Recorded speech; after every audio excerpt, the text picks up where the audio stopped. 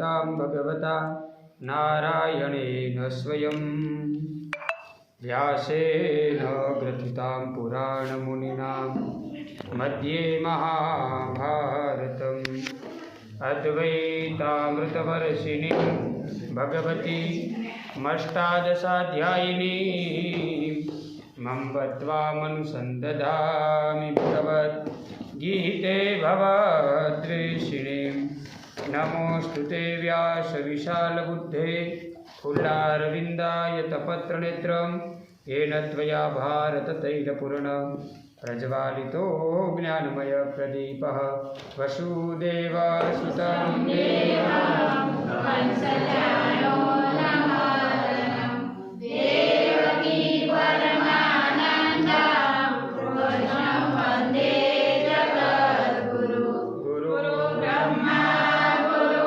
विष्णु गुरुदेवो महेश्वर गुरु साक्षात् परं ब्रह्म तस्मै श्री गुरुवे नमः।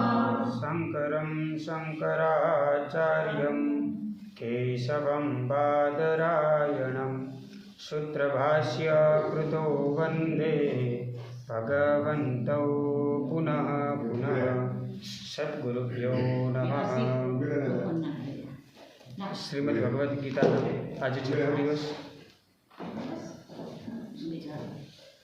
भगवान भागीरथी गंगा में આપણે બધા ગીતામાં સ્નાન કરી રહ્યા છીએ। આજે છઠ્ઠા દિવસમાં દુર્યોધન દ્વારા અત્યાર સુધી સંજય દ્વારા દુર્યોધન અને દ્રોણાચાર્ય, તો કહેવાનો મતલબ કે જે પહેલાં પૂછ્યું છે મામકાહ, તો અત્યાર સુધીનો ઉત્તર છે એમનો મામકાહમાં જ ગયેલો છે। અને હવે પછીનો જે ઉત્તર છે તે ઉત્તર કાલે આપણે એવું પણ આગળના પાંચમા ભાગમાં એવું છેલ્લે એવું ટોપિક મૂક્યો હતો કે જે સ્થિર લક્ષ્મી કરવાનો ટોટકો એ ત્યાં ભીષ્મ પિતામહે કર્યો છે। તો ઘરની અંદર પણ જો શંખ વગાડવામાં આવે તો સ્થિર લક્ષ્મી રહે છે, તો ખાસ મંદિરમાં તો ખાસ। તો ત્યાં આગળ હવે એ ધર્મશાસ્ત્ર કોની આગળ રમત રમાય છે? જ્યારે ધર્મશાસ્ત્રના નિયુક્તા પરમાત્મા આગળ। તો હવે આગળ કહે છે, તો એ આગળ જે છે એ અલગ અલગ પ્રકારના શંખો એના વર્ણન બતાવવામાં આવેલા છે। તો એ જે 7 થી 8 શ્લોકો છે એ આપણે સળંગ વાંચી લઈએ, અત્યારે હાલ એનું પઠન કરી લઈએ, એનું શ્રવણ કરી લઈએ અને પછી એનો આપણે ભાષાંતર સમજીએ। તતઃ શંખાશ્ચ ભૈર્યશ્ચ પણવાનકગોમુખાઃ સહસૈવાભ્યહન્યન્ત સશબ્દસ્તુ મૂલોऽભવत्। તતઃ શ્વેતૈર્હયૈર્યુક્તે મહાતે સ્યन्दने स्थितौ माधवः पाण्डवश्चैव दिव्यो शङ्खो प्रदद्मधुः।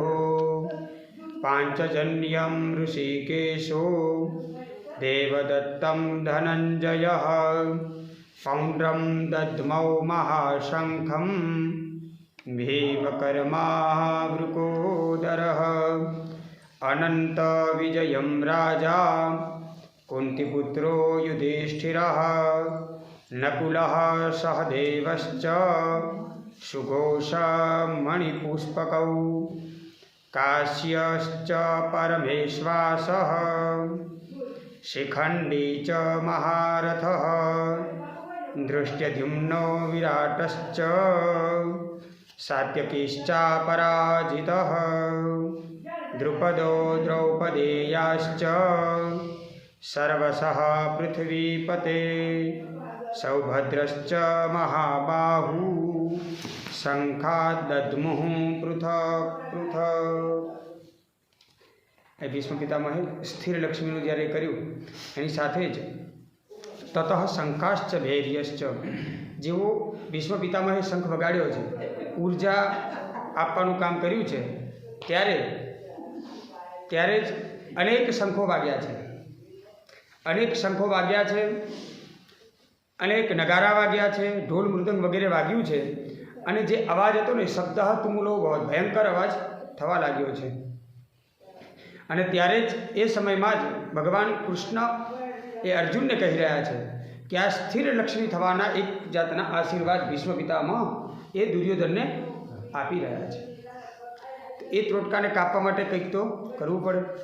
અચ્છા, તો એની અંદર શું તથા શંકાશ્ચ ભેરીયશ્ચ, ભેરી માને પેલું આપણું મોટું નગારું આવે છે, 2 વાતથી જે વગાડીએ છીએ મોટું, બરાબર છે, લોખંડનું આખે બનાવેલું હોય મોટા મંદિરોમાં, ખાસ કરીને રામજી મંદિરમાં એમાં વધારે જોવા મળે.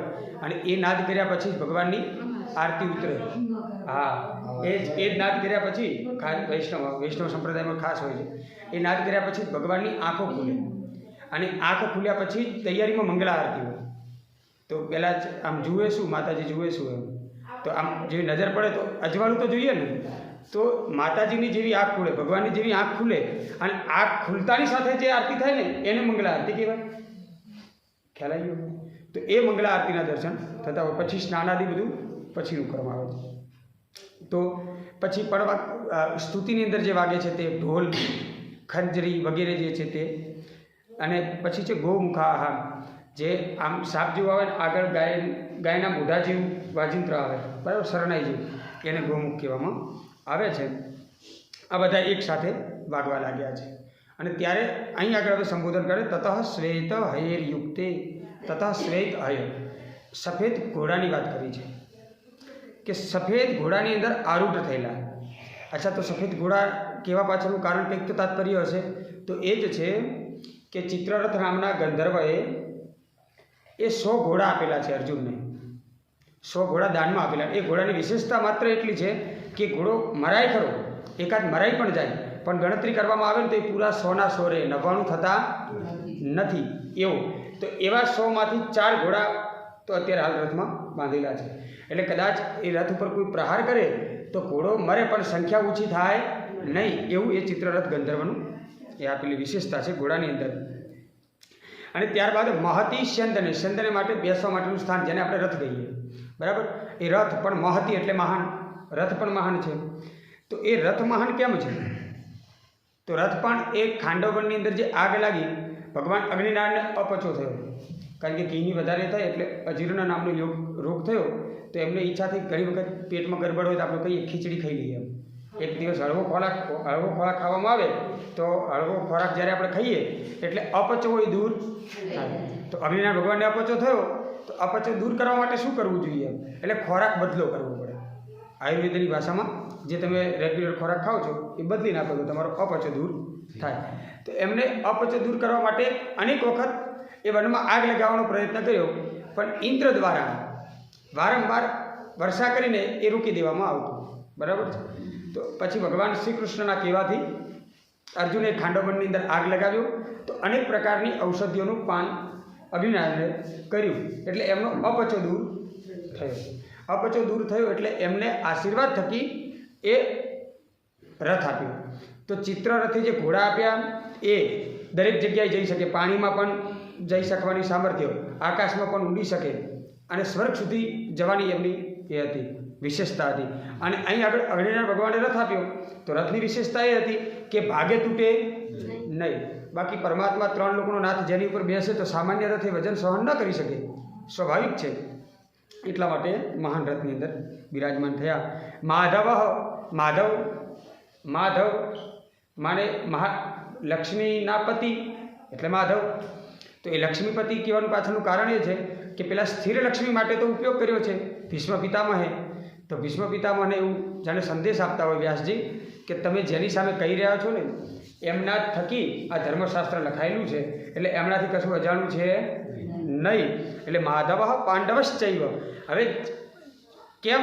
કારણ કે ત્યાં આગળ જો ભીષ્મ પિતામહ શંખ વગાડે છે, પહેલો શંખ વગાડ્યો છે ભીષ્મ પિતામહ, તો આ બાજુ કોણે વગાડવો જોઈએ? તો ધૃષ્ટદ્યુમ્ન છે, એને સેનાપતિની જવાબદારી આપવામાં આવેલી હોય તો હકીકત જવાબદારી કોની બને છે? ધૃષ્ટદ્યુમ્નની બને છે. પણ તેમ છતાં પણ અહીં આગળ શરૂઆત કોણ કરે છે? ભગવાન કૃષ્ણ ભગવાન કરે છે. તો એની પાછળનું કારણ શું છે? એની પાછળનું કારણ માત્ર એટલું છે કે પદવી ગમે તેની જોડે હોય પણ પ્રથમ તો અમારા ભગવાન કૃષ્ણ છે. અમે કૃષ્ણથી વધારે કશું માનતા નથી, અને એ જ અહીં દેખાડે પણ છે. તો માધવ એટલે ભગવાન કૃષ્ણ, પાંડવશ્ચૈવ માને અર્જુન, દિવ્યો શંખો પ્રદત્મતુ એટલે દિવ્ય શંખો બંને જણે દિવ્ય શંખ વગાડ્યા છે.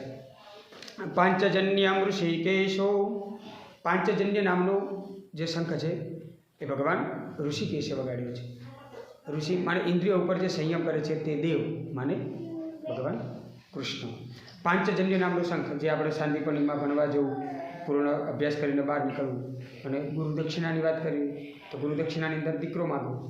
હવે મરેલો તો દીકરો પાછો ના આવે, પણ તેમ છતાં પણ પરમાત્મા છે. અથવા ખોવાયેલો દીકરો એમને પાછો સમુદ્ર જોડે જવું અને સમુદ્રને ખાલી એટલું કેવું યાદ રાખ, આ અવતાર કૃષ્ણ અવતાર છે, રામ અવતારની અંદર ધનુષ ચડાવેલું અને એ તો કદાચ જવા દીધું એમ, હવે કૃષ્ણ અવતારમાં હું છું એમ.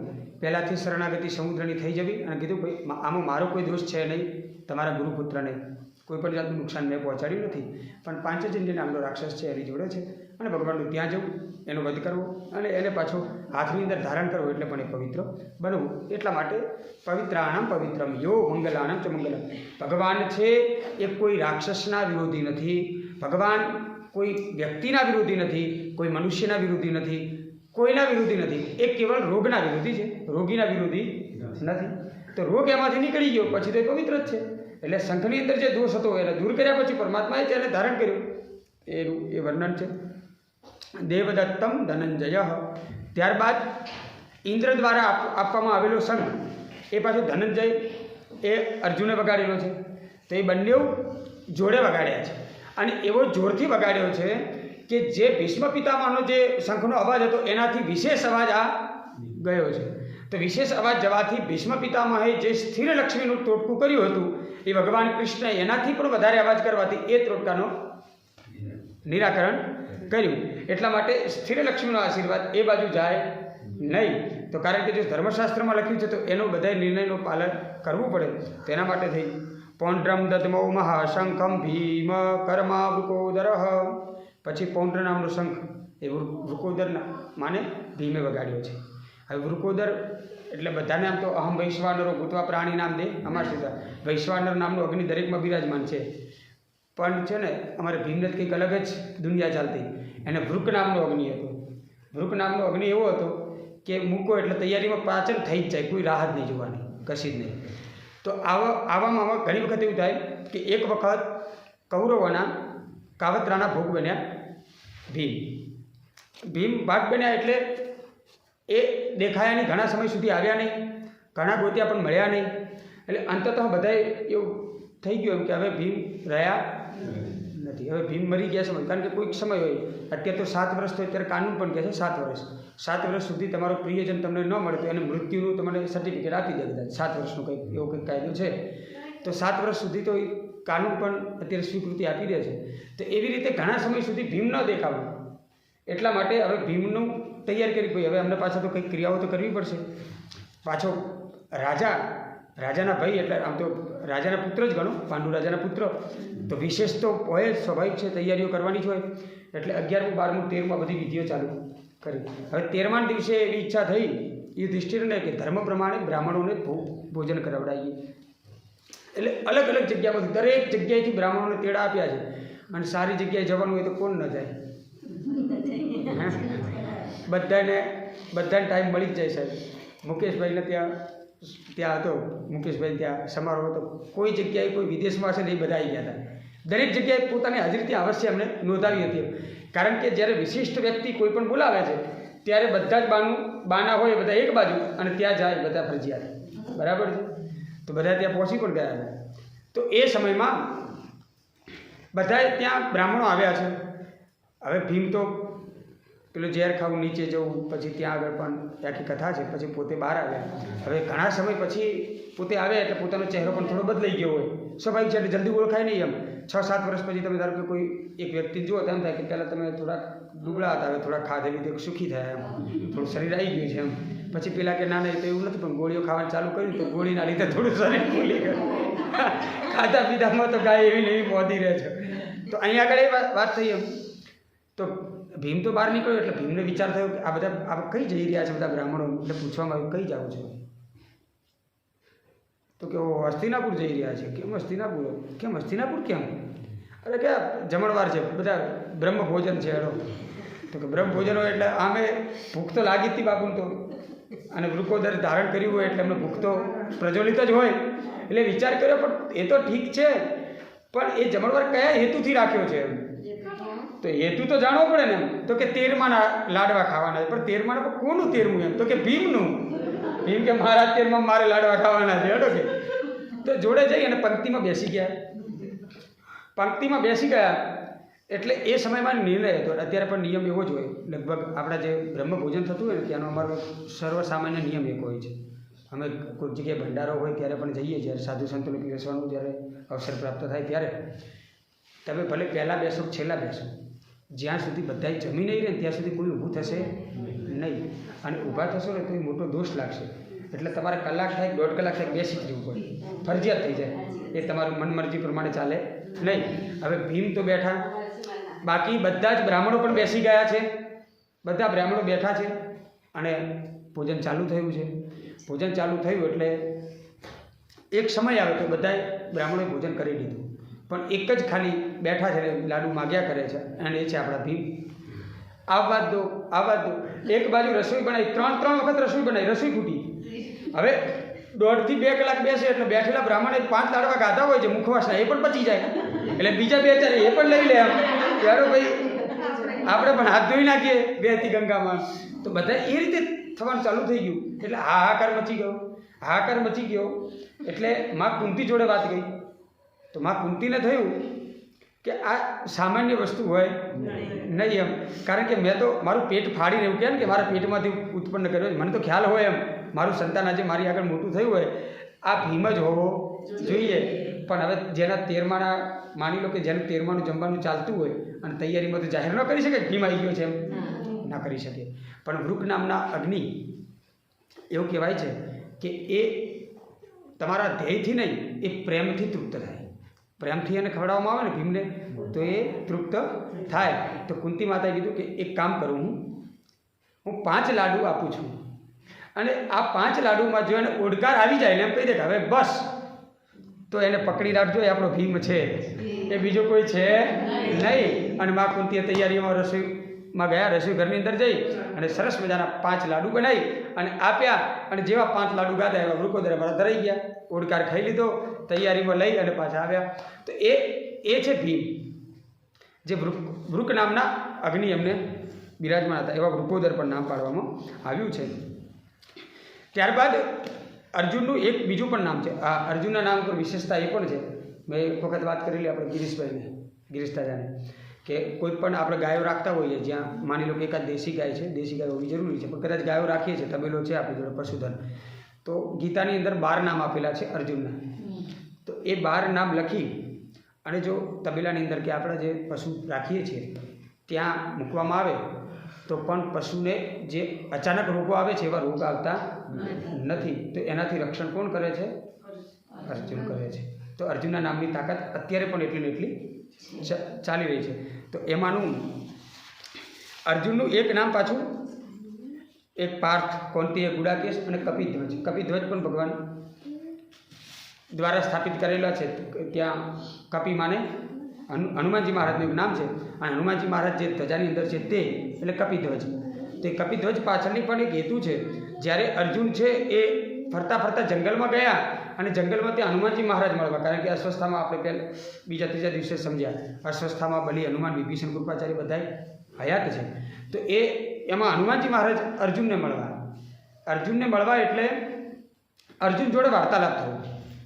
અર્જુન જોડે વાર્તાલાપ થયો એટલે અર્જુને છે ને તો હાસ્ય સાથે એવું કહ્યું કે એ વાત તો બધી તમારી સાચી, તમે બધી કથા કઈ વાત સાચી એમ, પણ કે ખરેખર એક તો થોડુંક નિંદનીય કામ થયું છે તમારા રામજીથી એમ. તમારા રામથી એક નિંદનીય કામ એવું થયું છે. તો કે કામ એવું છે કે પોતે ધનુર્ધારી હતા, રામ ભગવાન તો ધનુર્ધારી હતા ને, તો ધનુર્ધારી હતા તો પછી આ પથ્થરો ઊંચા કરીને મૂકવાની ક્યાં જરૂર હતી? અને આમાં કથા છે બધા રામ રામ લખી મૂકતા હતા એમ. તો ભગવાન રામને થયું કે આ હા કેટલું મહાત્મ્ય છે એમ મારા નામનું, તો લાવને હું જ મૂકું એમ. તો પોતે પથ્થર મૂક્યો, જેવો મૂક્યો એવું ડૂબી ગયો. બરાબર. ત્યારે હનુમાનજી મહારાજ જોઈ રહ્યા હતા. હનુમાનજી એમને તાત્પર્ય શીખવાડ્યું. એટલે ભગવાનને પણ ભક્ત બહુ શીખવાડી દે. પછી કીધું ભગવાન એ તો તમારા નામનો સહારો છે. હરેર નામ હરેર નામ હરેર નામ અહીં કેવલમ. ખાલી નામ આધાર છે બધું. નામ લેવામાં આવે તો પણ તમને જે સિદ્ધિ જોઈએ સિદ્ધિ પ્રાપ્ત થઈ જાય. તો કે પછી મેં મૂક્યો એ કેમ ડૂબી ગયો? કારણ કે તમે જે મૂક્યો છે ને, હા, હવે માની લો કે જેને 3 લોકનો નાથ છે એ જેને તરછોડી દે એનો હાથ કોણ પકડે? હે? એને દેશ વટો તો આપી દીધો તમે. તો તો પછી એનો હાથ કોઈ પકડે નહીં. તો એ તમે જે બધા બનાવ્યા છે આટલા બધા ફૂલ બનાવવામાં, આટલી બધી વાનર સેનાને અને આટલા બધાને તમે બધાને મદદ કરાવી, મહેનત કરાવડાવી, એના કરતાં રામ ભગવાને ખાલી એક જ બાણમાં કીધું તો ફૂલ તો તૈયાર થઈ જાય અને પેલી બાજુ જતો રહે. તો હનુમાનજી મહારાજ કે વાત તો સાચી છે, એવું એ નહીં કે પુલ ન બનાવી શકતા, ભગવાન રામ તો બનાવી જ શકતા, પણ એમાં એવું છે મજબૂતાઈ ના આવતી. એ જે મજબૂતાઈ જોઈએ એ મજબૂતાઈ આવતી નહીં. એટલા માટે કારણ કે વિચાર કરો, એ સમયમાં વાનર સેનાનું પણ વજન એટલું હતું, તો એ સમયમાં યોગ્ય નહોતું, માટે થઈને બાણની પુલ બનાવ્યો નહીં. તો અર્જુન કે ના, એવું તો ના હોઈ શકે. અરે કેમ ના હોય? તાકાત બાણનો પુલ બનાવીએ તેની અંદર તાકાત કેમ ના આવે? આવી જ જાય. એ તો ધનુર્ધર્મ કાચા હતા રામ, એ ભગવાન રામ કદાચ કાચા હશે એટલા માટે, બાકી કેમ ના આવે એમ. હવે ભીમ બધાનું બધું સહન કરી શકે, પણ હનુમાનજી મહારાજ પોતાના ઈષ્ટદેવનું અપમાન સહન કરી શકે? ન કરી શકે. કોઈને પણ એક થોડાક સમય સુધી બરાબર છે, પછી તો સાતમા આસમાને જાય એમ હનુમાનજી મહારાજ. અને એક બાજુ સામે અર્જુન, તો અર્જુનને બંને જણે પછી એકબીજા ઉપર શરત લગાવી. શરત એવી લગાવી કે એક તળાવ હતું, કે હું આ તળાવની અંદર જ પુલ બાંધી દઉં બાણનો. તો હનુમાનજી કે મહારાજ કે હું ખાલી એક પગ મૂકું તો તૂટી જાય, તારો પુલ ટક્કર ચાલે નહીં. હનુમાનજી મહારાજ પણ સક્ષમ, પેલી બાજુ અર્જુન પણ સક્ષમ. તો કે સારું, પણ જો કદાચ આવું કાર્ય કરીએ ને તેની પાછળ કંઈક શરતો હોય ને, તો હનુમાનજી મહારાજે કહ્યું કે તું બાણનો પુલ બનાવે અને માની લો કે મારા બે પગ ઉપર ચડી જાય તો તારો પુલ ન તૂટે, તો મારે અગ્નિદાહ કરી લેવાનો. હું અગ્નિની અંદર દાહ કરી લઈશ, પછી હું રહીશ નહીં. અને અર્જુને પણ એવું જ કીધું કે જો કદાચ માની લો કે એવું થયું, તૂટી ગયો તો તમે અગ્નિદાહ નહીં કરો, તો હું દાહ કરીશ, અગ્નિદાહ હું કરીશ. અને કદાચ રહી ગયો તો અગ્નિદાહ તમારે કરવાનો થશે. એટલે બંનેમાં ટૂંકમાં બંને ભક્ત વચ્ચે એવી શરત થઈ. હનુમાનજી મહારાજે કીધું કે જો પુલ ન તૂટે તો હું અગ્નિદાહ કરીશ, અને પુલ તૂટ્યો તો અર્જુન કહે છે હું કરીશ. અને અર્જુને પુલ બનાવી દીધો. બનાવી દીધા પછી હનુમાનજી મહારાજે પહેલો જ પગ બહુ સાવચેતી મૂક્યો. આખો પુલ છે ને હલવા લાગ્યો. પછી હનુમાનજીએ અર્જુન બાજુ જોયું અને કહ્યું જો બીજો પગ મૂકું છું. એક પગમાં તો તારા બાણ છે ને બધા થતર પતર થઈ ગયા છે એમ. બીજો પગ મૂક્યો ઉપર. પુલ છે હલ્યો ખરો, વિચલિત થયો એવું લાગ્યું ખરું, પણ તૂટ્યો નહીં. હનુમાનજી મહારાજે ત્રીજું ડગલું પણ ભર્યું અને ત્યાંથી હનુમાનજી મહારાજ પાછા આવી ગયા. હનુમાનજીને થયું કે હું શરત હારી ગયો. હવે શરત હારી ગયો એટલે અગ્નિદાહ મારે કરવો પડે. હવે મારે અહીં રહેવાનો કોઈ અધિકાર છે નહીં. પોતે અગ્નિદાહની તૈયારી કરી અને ત્યાં ભગવાન કૃષ્ણ આવ્યા. ભગવાન કૃષ્ણે આવી કીધું બોલો શું થયું? તો કે કંઈ નહીં, હનુમાનજી મહારાજ અગ્નિદાહની તૈયારી કરી રહ્યા હતા. તો પૂછ્યું કેમ? તો કે આવી શરત લાગી હતી. તો કે શરત નથી તો અર્જુન જીત્યા અને નથી તમે શરત હાર્યા, કે નથી અર્જુન પણ હાર્યો. એટલે હનુમાનજી મહારાજે કહ્યું કે ભગવાન તાત્પર્ય ખબર પડી નહીં, કંઈક સમજાય એવું કહો તો ખ્યાલ આવે એમ. તો કે જે પુલ બનાવ્યો છે ક્યાં બનાવ્યો છે? તળાવમાં બનાવ્યો છે. તમે પહેલું પગ મૂક્યો ત્યારે શું થયું હતું? તો કે પાણી છે ને લાલ લાલ થઈ ગયું હતું. જે પાણી પોતાનો કલર છે એ કલરમાંથી લાલ કલર થઈ ગયો હતો. તો તમે જે પહેલો પગ મૂક્યો ને, કારણ કે અર્જુનના બાણનો જે પુલ છે ને તો વહેલો તૂટી ગયો હોય, પણ હું કુર્મ સ્વરૂપ ધારણ કરી અને બિલકુલ એ પુલની નીચે હતો, જેનાથી એનું સંતુલન જળવાઈ ગયું. એટલા માટે એ બધા ઘા મને વાગ્યા, પણ મેં પુલને કશું થવા દીધું નહીં. કારણ કે તમારા માટે અર્જુન માટે હનુમાન એક છે અને હનુમાન માટે અર્જુન એક છે, પણ તમે તો બેઉ મારા છો. કોઈને એમ પૂછવામાં આવે કે તમારી એક આંખ ફોડવી છે, કઈ આંખ તમને? ડાબી જમણી, એ કે આ બેઉ આંખ તો વાલી જ હોય દરેકને. તો મારી તો તમે બંને આંખો છો, હું કઈ રીતે એકબીજાને ફોટવા દઉં એમ? તો માટે થઈને એવું કીધું એમ. તો હનુમાનજી મહારાજ સંકોચમાં પડી ગયા. હનુમાનજી મહારાજ સંકોચમાં એટલા માટે પડ્યા કે ભલે ગમે તે રીતે, પણ આજે મેં કોઈ શરતને મધ્યમાં રાખીને આજે ભગવાન ઉપર પગ મૂક્યો અને મારા પગ મૂકવાથી ભગવાનને તકલીફ થઈ. એટલે હનુમાનજી મહારાજને બહુ ખોટું લાગ્યું. એટલે હનુમાનજી મહારાજે ભગવાનને વિનંતી કરી અને ભગવાનને કહ્યું તમે મને પ્રાયશ્ચિત બતાવો. જો તમે મને પ્રાયશ્ચિત નહીં બતાવો તો મારા હૃદયને શાંતિ મળશે નહીં. આ અગ્નિ હંમેશા માટે પ્રજ્વલિત રહેશે. અને ત્યારે ભગવાને કહ્યું છે કે હનુમાનજી તમારે છે ને આજેથી જ્યારે યુદ્ધ થશે ત્યારે યુદ્ધ થાય ત્યારે અર્જુનના રથમાં જે ધજા છે એને સાચવવાની જવાબદારી તમારી. બરાબર છે? કારણ કે રાજા ત્યારે જ હાર્યો ગણાય જ્યારે એની ધજા પડી જાય. અને એવું પણ વર્ણન મળે છે કે દાદો તો લગભગ 4 ગૌની મોટી ધજા લઈને ઊભા હતા. એવા પણ વર્ણન શાસ્ત્રમાં જોવા મળે છે. એ તો હનુમાનજી મહારાજે તો બધું અલૌકિક પણ બધું એ થાય એમ. એટલે નિવૃત્તિ હોય ને એવું કહેવાય છે કે પ્રવૃત્તિથી નિવૃત્તિની તરફ આપણે ગીતા કઈ રીતે લઈ જાય છે? પ્રવૃત્તિમાં જ રહેવાનું અને પછી ધીરે ધીરે ધીરે નિવૃત્તિ. તેવી રીતે કઈ રીતે થઈ શકે? તો કે માની લો કે આપણને જમવાની અંદર શું ભાવે છે? ગુલાબજાંબુ. મને તો ભાવે, એ જ કહું બધાને. તો ગુલાબજાંબુ ભાવતા હોય એમ તો 1 2 ખાઈએ, 3 ખાઈએ, 4 ખાઈએ, પછી તો પૂરું થઈ જાય.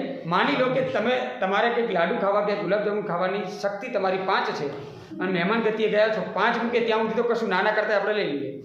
6ઠું મૂકે એટલે પછી ના પડે કોઈ તો રહેવા દેજે એમ. પછી એમ થાય ચલો કશો વાંધો નહીં, ખાડા ટીકરામાં કૂદી છે એમાં 1 બચી જાય એમ, 1 તો એક્સ્ટ્રા જતો રહે, કદાચ બીજો 1 મૂકી દે બરાબર છે એમ. પછી વારંવાર મૂકવો આવે તો એક સમય એવો આવશે કે તમે જેના માટે વલખા મારતા હો છો એ મિષ્ટાન તમારી આગળ છે, તમારી થાળીમાં પીરસવામાં આવે છે, પણ પીરસવાવાળો છે ને તમારો દુશ્મન જેવો લાગશે એમ. તો એક થપ્પડ મારી દેશે તો કોઈ પીરસતો નહીં. તો કહેવાનો મતલબ એ છે કે જેની અંદર તમારી પ્રવૃત્તિ છે પણ પરમાત્માની દયા થશે ને તે પ્રવૃત્તિ છે ક્યારે નિવૃત્તિ તરફ થશે તમને ખબર પડશે નહીં. બાકી ગીતાથી તો કોઈને સંન્યાસ થયો નથી.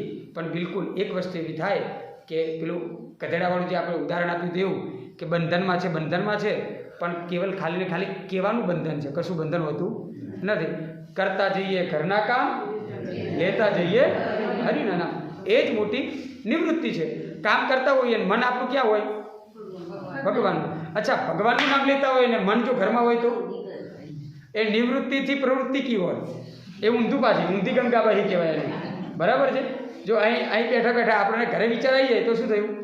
કે બાજુ અચ્છા અહીં બેઠા છે અહીંનો જ વિચાર છે અને અથવા ઘરના કામ કરી રહ્યા છે. માની લો કે ગાયો ભેંસો ગમે તે કામ કરતા હોઈએ આપણે, તેમ છતાં પણ ભગવાનમાં ધ્યાન છે તો એ બધી જ તમારી ભક્તિ ગણાશે, એ જ તમારી માળા ગણાશે. એટલે કહેવાય છે કે રામ નામ કી લૂંટ હે, લૂંટ શકે તો લૂંટ. એ લૂંટ ક્યારે લૂંટી શકાય? કે માળા લઈને બેસો, તમે ગણતરી કરવાની જરૂર રહેતી નથી. પણ એનો મતલબ એવો નથી કે માળા ન કરવી જોઈએ એવો હેતુ નથી હોતો. પણ મતલબ એવો છે કે જ્યારે પણ વિશેષ સમય મળે ત્યારે પ્રવૃત્તિમાં કંઈક એવું લઈએ જેનાથી કરી અને આપણા જીવનની અંદર કંઈક બદલાવ આવે. જ્યારે પણ આપણને એવું લાગે કે અત્યારનો સમય મારી જોડે થોડો સમય મળ્યો છે તો એ સમયની અંદર આપણે ભગવાનનું અને માતાજીનું નામ લઈએ. તો અહીં આગળ અલગ અલગ શંખોના વર્ણન બતાવવામાં આવેલા છે. એટલે શંખોમાં પ્રજાતિ પણ અલગ અલગ છે, એક શંખ છે નહીં, અલગ અલગ શંખોનું વર્ણન અહીં કરવામાં આવેલા છે. તો અહીં આગળ તો પહેલો શંખ વગાડ્યો ભીષ્મ પિતામહે, પણ ભીષ્મ પિતામહે જે શંખ વગાડ્યો શંખનું નામ શું તો એ સંજયની આવશ્યકતા લાગી નહીં. બરાબર છે? અને પાંડવોના જેટલા પણ શંખ વાગ્યા તો 13 નામ તો ડાયરેક્ટ લે છે. બરાબર છે? 5 તો જે દ્રૌપદીના પુત્રો છે તે, અભિમન્યુ છે, 5 પાંડવ છે, આ બધાના નામ લે છે. ભગવાન કૃષ્ણનું પણ નામ લે છે. એમને કયા શંખ વગાડ્યા એમાં રુચિ દાખવી, પણ એક શંખ કૌરવ બાજુ વગાડ્યો, એક જ શંખ ગણાયો પણ એનું પણ નામ લીધું નહીં. તો આની પાછળનું એવું છે કે એરા વેરા કરીએ છીએ આપણે ગુજરાતી ભાષામાં જે એક શબ્દ છે એરા અને વેરા, માને કે આ બાજુ પ્રેમ વધારે અને પેલી બાજુ કટાક્ષ વધારે. તો કહેવાનો મતલબ કે એવું કરે છે સંજય. તો સંજયનું ક્યાંક ને ક્યાંક તો હૃદય તો પાંડવો બાજુ વધારે છે. અને એ રીતે નથી પણ બીજી રીતે વિચારીએ તો અધર્મનું વર્ણન કોઈ કરવા માગતું નથી. કોઈને સુધારવા માગતું જ નથી. આપણે કોઈને સુધારવા જઈએ તો આપણે જ ખોટા. સુધારવાનું છે આપણે જાતને. તો અચ્છા, જાતને સુધારવા માટે તો બીજા ઉપર આંગળી નહીં કરાય. તો એટલા માટે તો અહીં 2 લક્ષણ પણ બતાવવામાં આવેલા છે. આગળ જતાં આપણને એ પણ શીખવા મળશે જે મહાભારતની અંદર જ એનો ઉલ્લેખ કરવામાં આવે છે. તો છે ભગવાન રામચંદ્ર ભગવાનનું અસૂયા કરેલી. ભગવાન રામચંદ્રની અસૂયા કોને કરેલી? મંથરાએ અસૂયા માને કે જેનો અવગુણ નથી અને તેમ છતાં પણ કહેવામાં આવે છે અને અસૂયા કહેવામાં આવે છે. તો એ દુર્ગુણ છે અને એક છે ગુણ. જ્યારે કોઈ વ્યક્તિ કોઈ ખરાબ વ્યક્તિમાંથી પણ સારો ગુણ ધારણ કરે છે તો સમજી લેવાનું કે એ સદગુણ તરફ જઈ રહ્યો છે અથવા એ સત્સંગ બાજુ જઈ રહ્યો છે. જ્યારે તમને કોઈ ખરાબ વ્યક્તિમાં પણ સારો ગુણ દેખાય. પેલા એક સંતની કથા આવતી હતી, આપણે ત્યાં જ પછી વિરામ પણ કરીશું. સંતની કથા આવતી, આપણે બધા ભણેલા પણ છીએ અને હિન્દીમાં આવતું પાઠ, લગભગ 4થા 5મા ધોરણમાં આવતું, ખ્યાલ નથી મને. એક સંત હતા, એ સંત નદી કિનારે ગયા છે, સંધ્યા પૂજા કરી અને જોયું તો ખાબુચિયામાં એક વીંછી હતું. એ વીંછી પડેલો હતો તો એ ડૂબી ન જાય એટલા માટેથી સંતે એ હાથમાં લઈને એક બાજુ મૂક્યું વીંછીને, તો વીંછીએ ડંખ માર્યો. તો પાછો વીંછી ડંખ મારીને દોડી પાછો પેલા પડી ગયો. તો પાછો એ સંતે લીધો હાથમાં અને પાછો બહાર મૂક્યું. પાછો એ જેને આવી રીતે વારંવાર થવું ને એટલે એક જણ જોઈ રહ્યો હતો. એને કીધું કે સંતનું છટકી ગયું લાગે છે, ખબર નથી પડતી કે ત્યાં ડંખ મારે તો વીંછીને દડ કરે છે. તો એમને એમ કીધું કેમ છોડી દો, મરવા દો, અને શું વાંધો છે?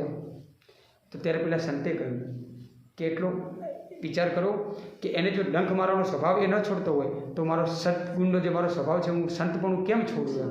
તો જ્યારે આ ભાવ જ્યારે આવે છે એટલે સમજવાનું કે ગીતા જ્ઞાન આપણી અંદર ધીમે ધીમે પણ પ્રવેશ કરી રહ્યું છે. શિવ શિવ શંભો હર હર મહાદેવ. શિવ શિવ શંભો હર હર મહાદેવ. શિવ શિવ શંભો